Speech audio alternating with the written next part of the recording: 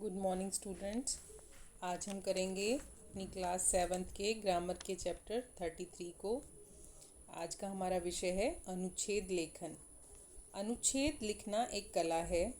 किसी विषय को संक्षेप में लिखना अनुच्छेद लेखन कहलाता है। संक्षेप में मतलब संक्षिप्त रूप में, छोटे रूप में। अनुच्छेद को हम इंग्लिश में पैराग्राफ कहते हैं। मतलब एक छोटा सा पैराग्राफ, एक छोटा सा अनुच्छेद। अनुच्छेद जो है वो छोटा रूप होता है निबंध का।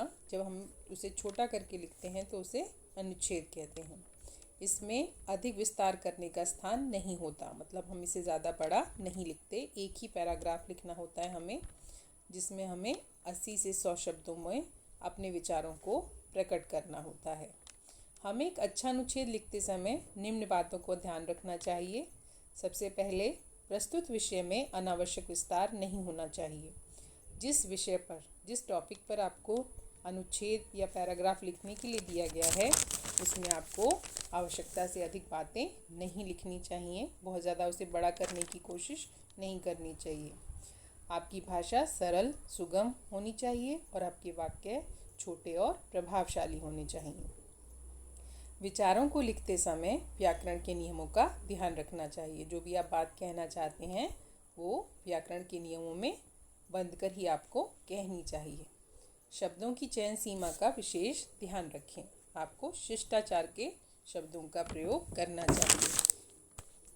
अनुच्छेद के सभी वाक्य एक दूसरे से संबंधित होने चाहिए। आज का हमारा विषय है श्रम का महत्व। तो आज का हमारा अनुच्छेद हम लिखेंगे श्रम के महत्व पर। प्रत्येक व्यक्ति अपने जीवन में सफल होना चाहता है। यह सफलता उसे श्रम करने पर ही प्राप्त होगी, क्योंकि संसार में सफलता पाने का महत्वपूर्ण साधन श्रम है। श्रम यानी कि मेहनत, परिश्रम। हम श्रम करके ही अपने जीवन की हर इच्छा, आकांक्षाओं को पूरा कर सकते हैं। श्रम से ही जीवन को गति मिलती है। हमें कर्मवादी बनना चाहिए। यह संसार एक कर्म क्षेत्र है। हम कर्म करके, काम करके ही सफलता प्राप्त कर सकते हैं।